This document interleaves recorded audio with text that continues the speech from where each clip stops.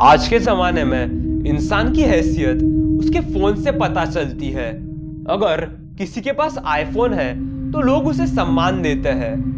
Find my iPhone feature का उपयोग खोए हुए या चोरी किए गए आईफोन का पता लगाने के लिए किया जाता है।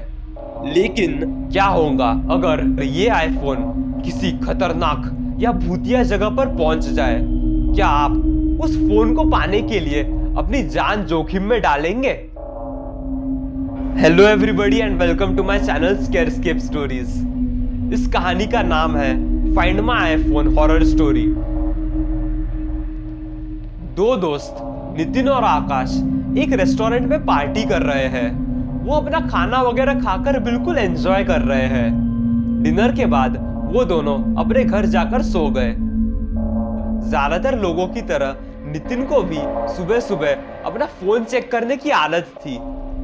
उसने इधर उधर देखा लेकिन उसे उसका फोन नहीं मिला।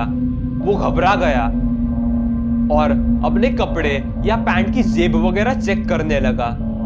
अपना फोन ढूंढने के लिए उसने पूरा घर तहस नहस कर दिया, फिर भी उसे उसका फोन नहीं मिला। किसी तरह वो अपने ऑफिस गया और ऑफिस के फोन से उसने आकाश को फोन किया। उसने पूछा, भाई क्या तेरे पास मेरा फोन है? आकाश ने कहा, नहीं भाई मेरे पास तो नहीं है। क्या तूने फोन को बैग में चेक किया है? नितिन ने घबराते हुए कहा, मुझे पूरा यकीन है कि फोन खो गया है। आकाश ने उसे शांत करते हुए कहा, एक काम करते हैं, हम लंच टाइम में मिलते हैं और हम कल वाले रेस्टोरेंट में तेरा फोन ढूंढेंगे। लगभग 2 से 3 बजे के बीच उन्होंने रेस्टोरेंट के मैनेजर से पूछताछ की। मैनेजर ने कहा कि सर हमें तो कोई फोन नहीं मिला, लेकिन मैं फोन ढूंढने और आप तक पहुंचाने की पूरी कोशिश करूंगा। आकाश ने नितिन से पूछा, तेरा फोन आईफोन था ना? नितिन ने कहा, हाँ। आकाश ने पूछा, क्या तेरा फाइंड माय आईफोन ऑन है? नितिन ने कहा कि ऑन है या नहीं पता नहीं। उसने आकाश के फोन पर अपनी एप्पल आईडी लॉगिन की और मैप पर उसके फोन का लोकेशन देखकर वो बहुत खुश हो गया। आकाश ने कहा कि ये लोकेशन यहाँ से बहुत दूर है और ये कोई जंगल में है ऐसा लग रहा है। नितिन ने कहा, मदद के लिए थैंक्स, मैं जाकर फोन ले आऊंगा। आकाश ने बोला, पागल है क्या? तू अपना फोन लेने के लिए उस जंगल में अकेले जा रहा है? क्या होगा अगर वो किसी चोर या लुटेरों का अड्डा हो? जंगल के बीच में वो तुझ पर हमला करने से नहीं कतराएंगे। मैं तेरे साथ आऊंगा। आकाश अपने घर पहुंचा और घर से 2 क्रिकेट बैट लेकर आया।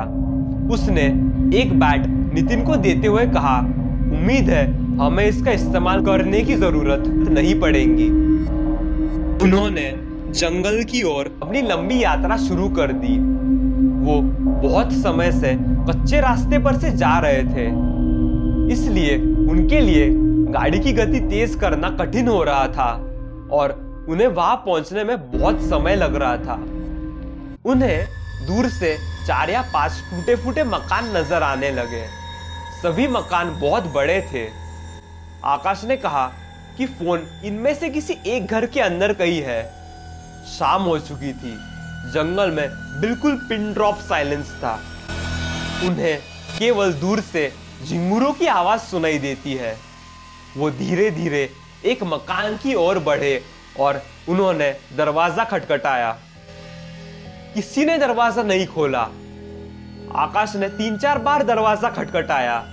इसी बीच नितिन घर के बाई तरफ जाता है। बाई तरफ वाले मकान की खिड़की से वो अंदर झांकने लगा और जैसे ही उसने अपनी टॉर्च चालू की, उसका दिल तेजी से धड़कने लगा। उसने पता नहीं क्या देखा।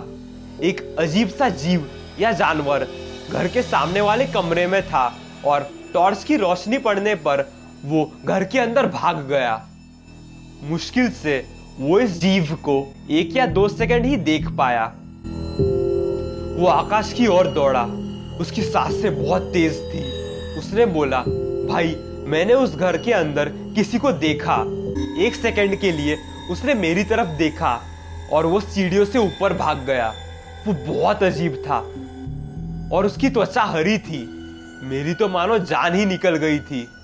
आकाश उसके साथ उस घर की ओर गया और बोला, देख, घर की सभी खिड़कियां और दरवाजे खुले हैं, कोई जानवर अंदर घुस गया होगा, चिंता मत कर। हम इस घर की जांच करेंगे और तेरा फोन लेकर ही वापस लौटेंगे। वो घर में घुस गए और अंदर सारा कचरा और कबाड़ का सामान देखते हैं। उन्हें किसी के कदमों की आहट सुनाई देती है। आकाश ने कहा कि कोई तो जरूर ऊपर होगा, क्योंकि ये किसी आदमी के कदमों की आहट है, किसी जानवर की नहीं। नितिन ने जवाब दिया कि वो जो कोई भी हो, उसके पास मेरा फोन तो होगा ही। वो दोनों सीढ़ियां चढ़ने लगे। सीढ़ियों से कर आवाज आ रही थी। सबसे ऊपरी मंजिल में एक लॉबी थी, जिसके दोनों तरफ 3 कमरे थे। आकाश और नितिन कमरों की तलाशी लेने लगे। उन्होंने लॉबी के आखिरी वाले कमरे में से किसी की आवाज सुनी, आप जो कोई भी चीज यहाँ खोज रहे हो वो यहाँ है, आओ और इसे ले लो। आकाश को गुस्सा आ गया और उसने कहा, ये चोर हमारे साथ कोई खेल खेल रहा है। वो अपने क्रिकेट बैट को कसकर पकड़ता है। वो नितिन से कहता है, चल इस आदमी को सबक सिखाते हैं। नितिन कहता है कि मैं लॉबी में तेरा इंतजार करूंगा। हमें नहीं पता है कि उस कमरे में क्या है या उस कमरे में कितने लोग हैं। अगर तुझे मदद की जरूरत हो तो बस चिल्ला देना और मैं आ जाऊंगा। आकाश बोला, तू क्यों डर रहा है? नितिन ने कहा, अगर तेरे लिए कोई जाल बिछाया गया है तो कम से कम मैं तुझे बचा तो पाऊंगा। आकाश ने गहरी सांस ली और वो धीरे धीरे उस कमरे के अंदर चला गया। इसी बीच नितिन ने अपने खोए हुए आईफोन पर एक बार कॉल किया और उसने किसी दूसरे कमरे से रिंगटोन की आवाज सुनी। वो चौंक गया और उसे लगा कि कुछ ना कुछ तो गड़बड़ जरूर है। उसने खुद से कहा कि मैं जल्दी से अपना फोन ले लूंगा और आकाश के साथ जितनी जल्दी हो सके यहां से निकल जाऊंगा। वो कमरे के अंदर गया और उसने देखा कि एक टेबल के नीचे फर्श पर फोन की स्क्रीन फ्लैश हो रही है। वो नीचे झुकता है और फोन लेने के लिए अपना हाथ आगे बढ़ाता है। जब उसके हाथ उसके फोन पर पड़े तब अचानक किसी ने उसका हाथ पकड़ लिया। उस हाथ की त्वचा रूखी और सूखी थी। वो जो कोई भी चीज थी, उसने नितिन के हाथ पर अपनी पकड़ मजबूत कर ली। उसके नाखून बहुत बड़े और नुकीले थे। नितिन के हाथों से खून बहने लगा। उसने तुरंत अपनी टॉर्च उस दिशा में घुमाई। सामने वाला नजारा देखकर वो थर थर कांपने लगा। उसने एक हरी त्वचा वाले एक भयानक दानव को देखा। उसकी आंखें लाल थी। वो ना तो इंसान था और ना कोई जानवर। उसका शरीर इंसानों का तो हरगिज नहीं था। उसने नितिन की आंखों में देखा और एक भयानक मुस्कान दी। उसने नितिन को ऐसे देखा जैसे कोई शिकारी अपने शिकार को देखता है। उसने आकाश को चीखते हुए सुना जब वो सीढ़ियों से नीचे भाग रहा था। नितिन मदद के लिए चिल्ला भी नहीं सका। नितिन ने अपनी पूरी ताकत लगाकर उस दानव के हाथ से अपना हाथ छुड़ा लिया और सीढ़ियों से वो नीचे भागने लगा। आकाश और नितिन तेजी से गाड़ी में बैठ गए।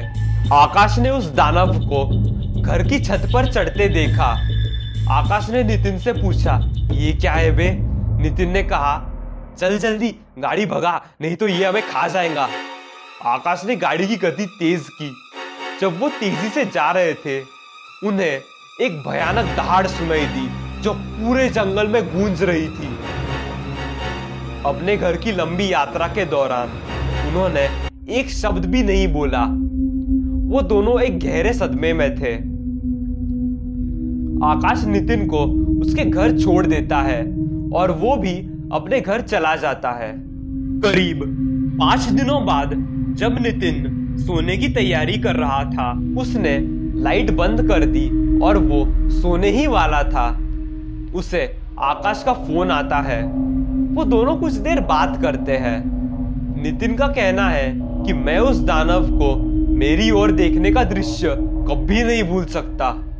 नितिन आकाश से पूछता है कि उसने उस कमरे में क्या देखा। आकाश ने बताया कि वहां किसी आदमी का शव था जो सड़ चुका था। उसने उस रेस्टोरेंट के वेटर की वर्दी पहन रखी थी जिस रेस्टोरेंट से तेरा फोन खो गया था। तब नितिन ने कहा कि अब बात समझ में आई। उस वेटर ने मेरा फोन चुरा लिया होगा और जंगल के उन मकानों में छिप गया होगा और उन मकानों में रहने वाले उस दानव ने उसका खेल खत्म कर दिया होगा। आकाश ने जो नितिन से कहा वो सुनकर नितिन के पैरों के नीचे की जमीन खिसक गई। आकाश ने कहा कि मुझे खुशी है कि तुम्हें तुम्हारा फोन मिल गया है। नितिन ने कहा कि एक मिनट, उस दानव ने मुझे कभी अपना फोन लेने ही नहीं दिया। आकाश ने कहा कि मेरे फोन पर दिख रहा है कि तेरे खोए हुए आईफोन की करंट लोकेशन तेरे घर की है। अचानक नितिन को लगा कि उसी हाथ ने उसकी गर्दन जोर से पकड़ ली है।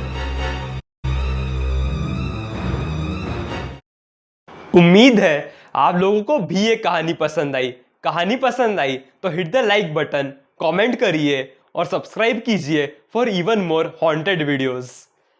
अगर आपके पास भी कोई ऐसी कहानी हो वो आप मुझसे शेयर कर सकते हैं मेरे चैनल के ऑफिशियल ईमेल आईडी पे विच इज scarescape.stories907@gmail.com या फिर मेरे चैनल के ऑफिशियल इंस्टाग्राम आईडी पे which is scarescape stories_YouTube। Thanks for watching.